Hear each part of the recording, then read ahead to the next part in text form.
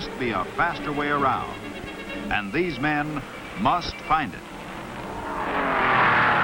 Each year, the greatest stock car pilots in America prowl the track at Darlington, South Carolina in search of speed. Here is the challenge: to run a little faster, a little better than anyone has ever run before. This is the challenge of the Southern 500.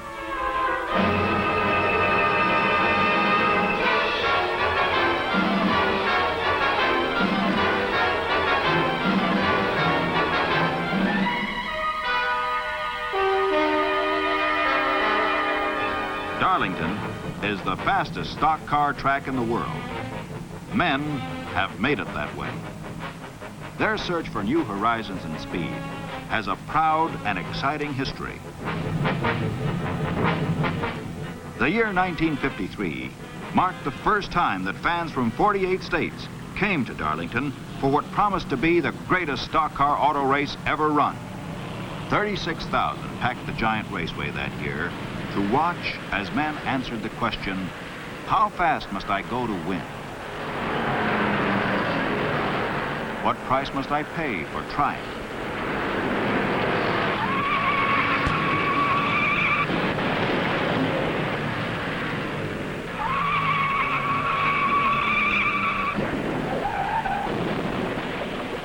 When the dust settled, Buck Baker had brought home a winner at a speed 15 miles per hour faster than any previous record. This is the challenge of competition, the challenge that makes the most of men and cars. Records stand only to be broken. And in 1955, the fastest field ever assembled for a Southern 500 started a race that 55,000 fans would never forget.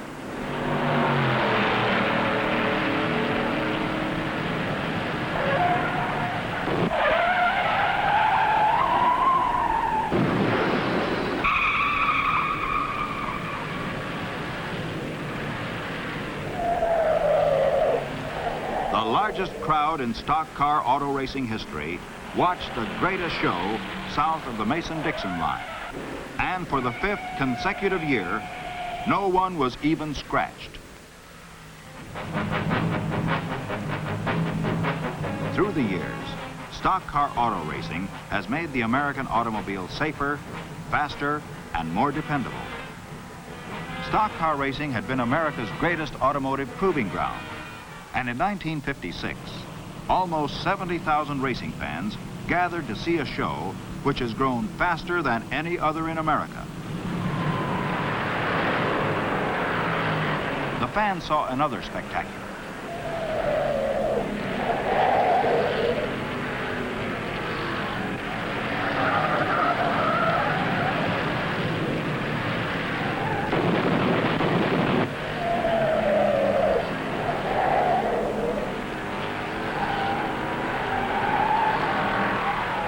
The average speed for 500 miles, a blistering 95 miles per hour. How much faster could they go? A year later, in 1957, the records were again broken. The speed for a single lap had been pushed to 119 miles per hour. And on race day, a record-breaking crowd watched a record-breaking field begin a contest that had become known as the World Series of stock car racing.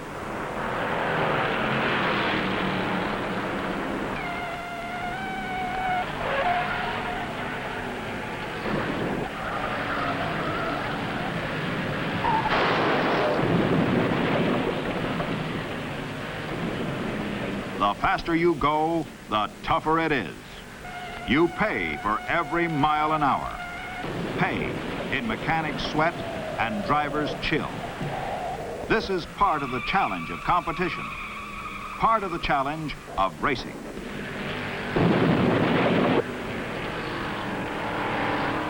Speedy Thompson flashed across the finish line, and a dream came true. For the first time, an American stock passenger automobile had raced 500 miles at an average speed better than 100 miles an hour. A new year, And again, Darlington holds out a challenge. This has become a famous track. Famous because of the men who've raced it. The record set and broken. And for this once-a-year event, the greatest crowd ever to see a stock car race moves into Darlington 24 hours a day. It's Carnival time in Carolina. Makes a quiet South Carolina town of 6,000 with 100,000 visiting race fans, and there are the fixins for a week-long celebration.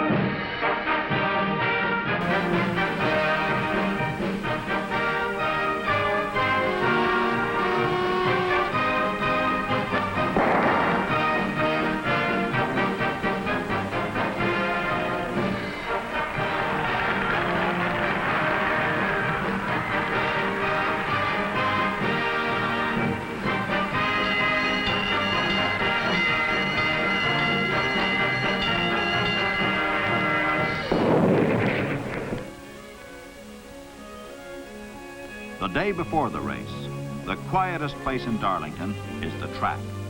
Practice and qualifications are over. Mechanics build and rebuild for the 500 miles ahead. These men take stock passenger automobiles, dismantle chassis and engine, then rebuild within the specifications of the National Association for Stock Cars. The men who ready these automobiles have the know-how to prepare a machine with enough speed, roadability, and endurance to race the toughest 500 miles in the country.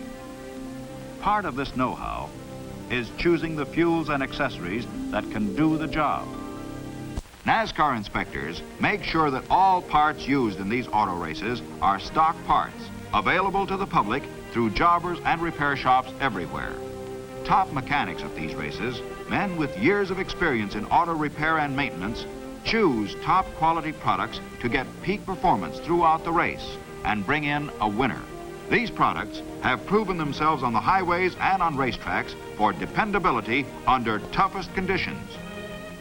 That's why Paul McDuffie, NASCAR's Mechanic of the Year, and other leading mechanics selected Pedrick Formflex chrome piston rings for performance and dependability in this stock car classic.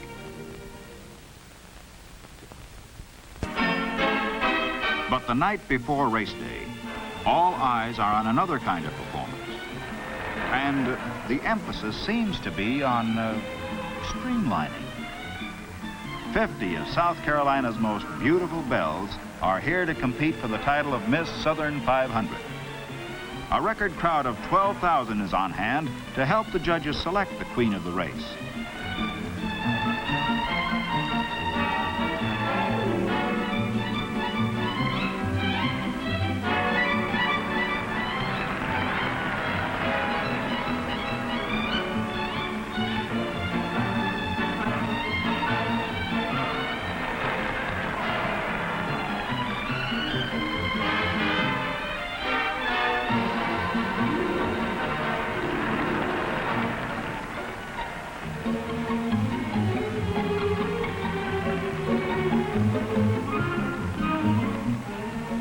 Southern 500 winner Curtis Turner finds a judge's decision gets harder with every contestant.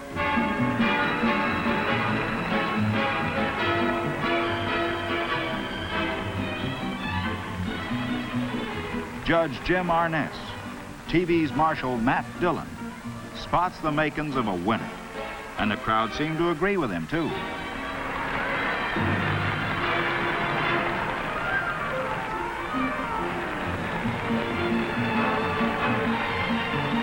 Miss Royal Crown Cola, selected as one of the judges, is a beauty in her own right. All 50 contestants line the stage for the last time as the decisions of the judges are being scored. And there's the winner, 18-year-old Judy Austin from Sumter, South Carolina.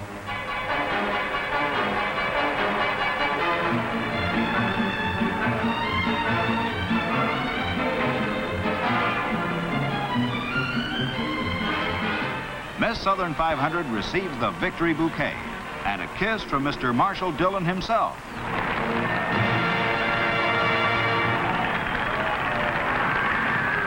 Here's the queen of the day, and the day is coming.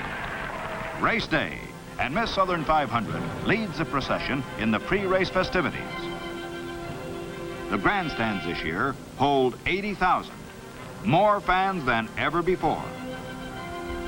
Police estimate that 125,000 people have poured into Darlington, and today, the gates to the raceway are jammed with eager spectators.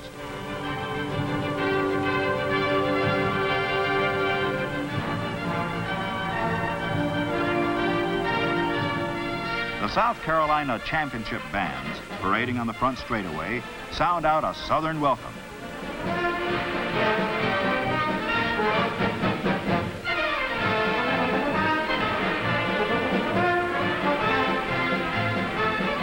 The password on race day at Darlington is, "Y'all come." The faces in the grandstand and infield are the faces of all America.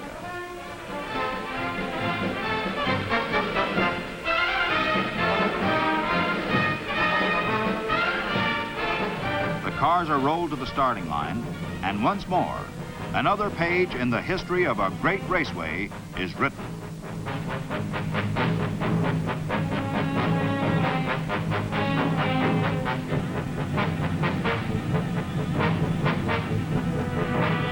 At the pole position, Ed Pagan in number 45, fastest qualifier of the first day.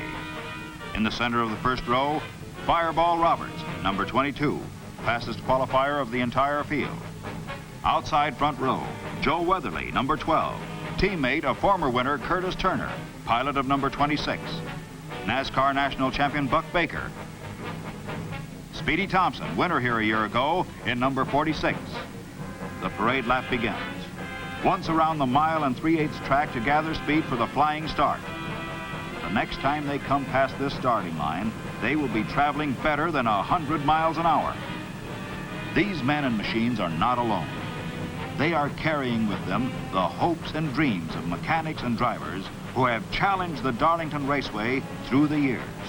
This race, this 500-mile classic, has grown because men have always searched for the faster way around. They move into the first turn, the greatest assembly of stock car auto racing equipment ever to compete in a Southern 500.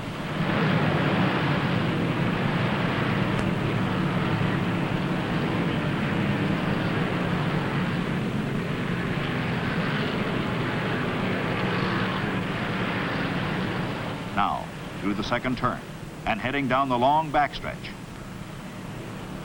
Half the pits have been placed here to give the fans in both grandstands a view of the split-second mechanical work.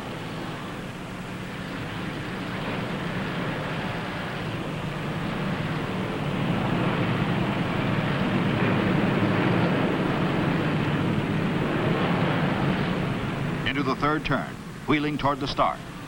Cars, accessories, parts, fuels, and lubricants will all be tested in the toughest public proving ground in America. A year's wear and tear is packed into a single afternoon.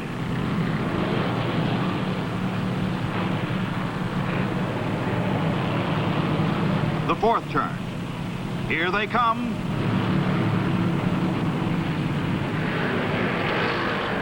They're off.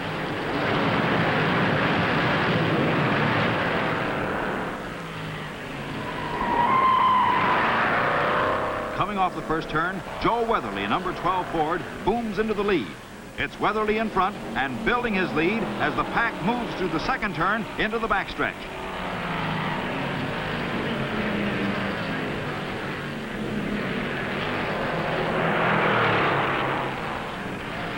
Pagan and number 45 challenges in the third turn. This is going to be a race. The crowd is on its feet as Pagan's number 45 makes a bid.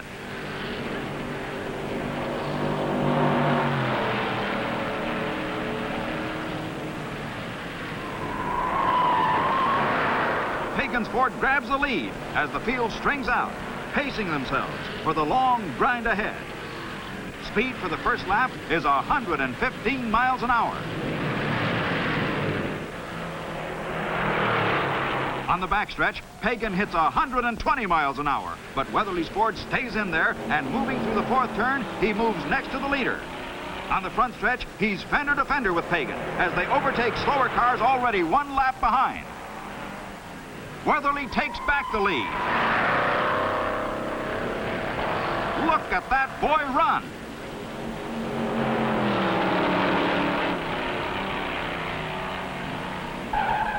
Uh-oh, car in trouble. Don Kibberling in number 60 smashes a guardrail and spins off the high bank first turn. Fire on the track. The yellow flag warns other drivers as flame creeps along a trail of gasoline spilling from the ruptured fuel tank.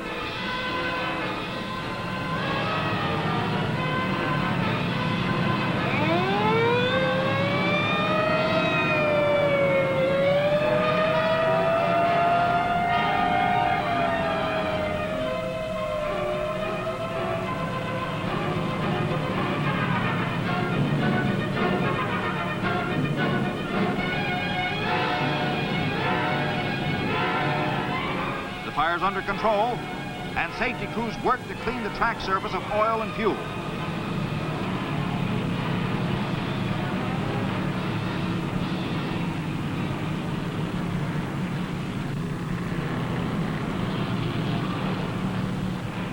The green flag again signals high speed, but the first 20 laps have been too much for some cars.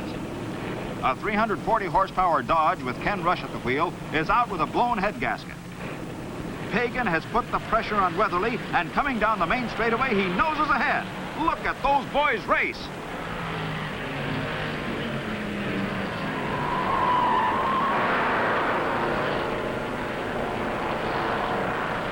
Turner in number 26 pours on the coal in third place, with Joe Eubanks in number 6 right behind him in fourth.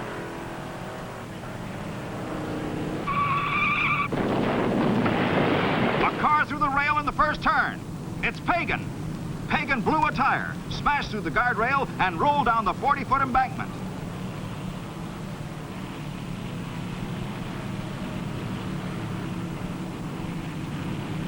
Signals from the safety crews slow the race. Pagan's car rolled end over end after blasting through the heavy steel retaining fence, yet Pagan is unhurt.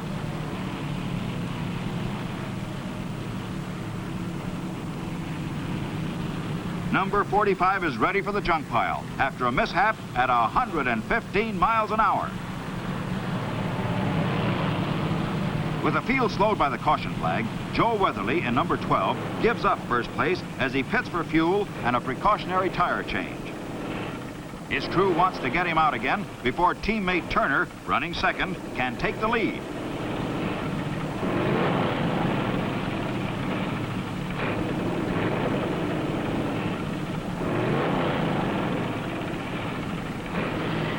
There's the green, and Turner's number 26 comes storming out of the fourth turn to take first place.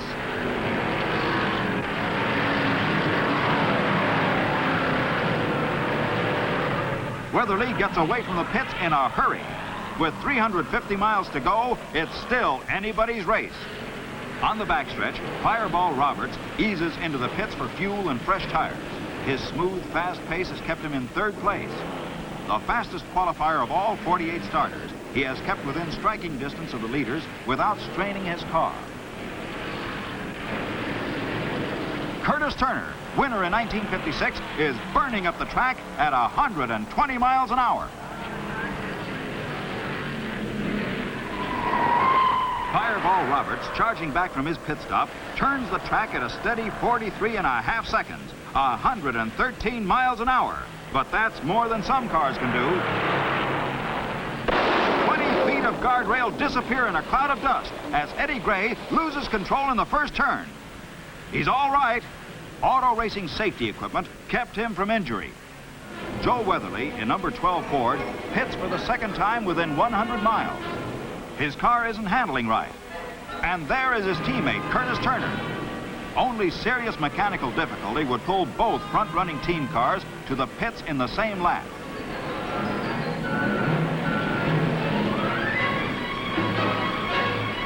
Weatherly's number 12 gets away, but his car still doesn't seem to be running right.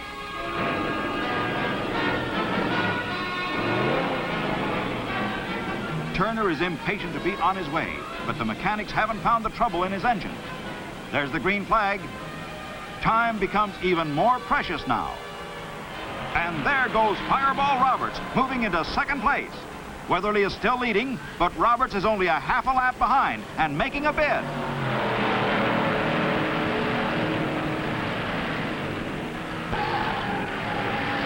Suddenly, 2 tons of automobile traveling 115 miles an hour disappears from sight. An oil slick on the first turn and a missing guardrail torn out in a previous accident was a combination Jack Smith couldn't handle. Although number 47 is completely wrecked, the driver walked away.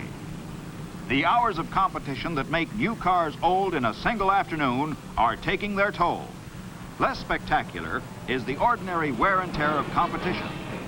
Curtis Turner limps to the pit, his engine failing. Turner is a hard man with an automobile, demanding peak performance and a little more for the full 500 miles. Turner is out of the race.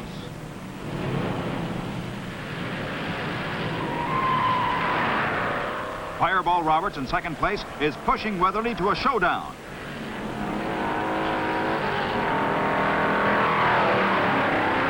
Roberts has boosted his lap speed to 118 miles an hour.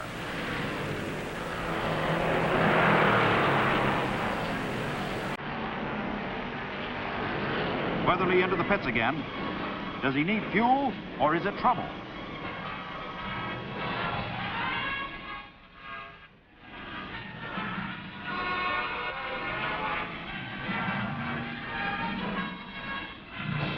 His hood is up. Roberts' pressure plus Weatherly's early laps at 120 miles an hour have been too much for the automobile. As Weatherly's pit crew worked frantically to locate the trouble, Roberts in number 22 picks up a full lap lead. Weatherly is out of the race.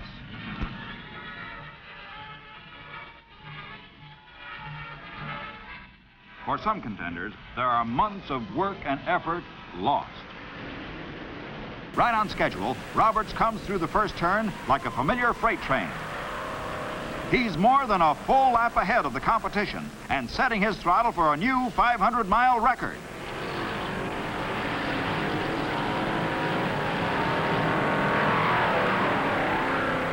Battling for second place now is Junior Johnson in number 11 and Shorty Rollins in number 99.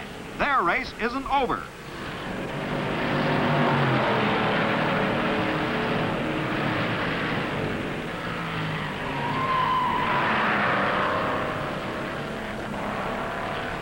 Buck Baker, former national champion and a smooth driver, eases into second place. Baker plays it safe and waits out the competition. Fireball Roberts has victory in sight. He stands on the throttle in the high bank groove. His average speed for the distance is almost 102 miles an hour.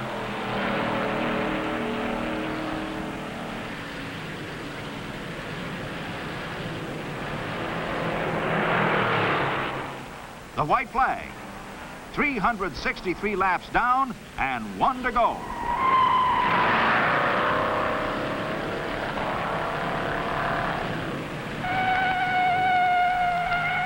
That's the end of the race for Herman Bean.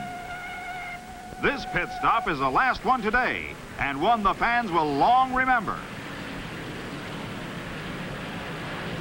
Roberts is wheeling through the last mile smoothly and steadily. After 4.5 hours of racing, his car is almost a year old.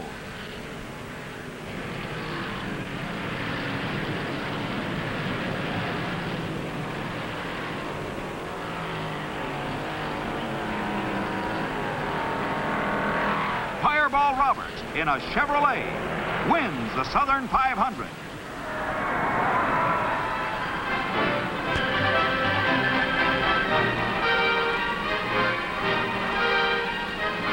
Fireball stops at his pit to share the winner's glory with his crew, the men that helped make it all possible. On to the winner's circle. Fireball Roberts, last year voted NASCAR's most popular driver, is one of the 5 men who have competed in every Southern 500. He was only 20 years old when he made his start on this track and finished second.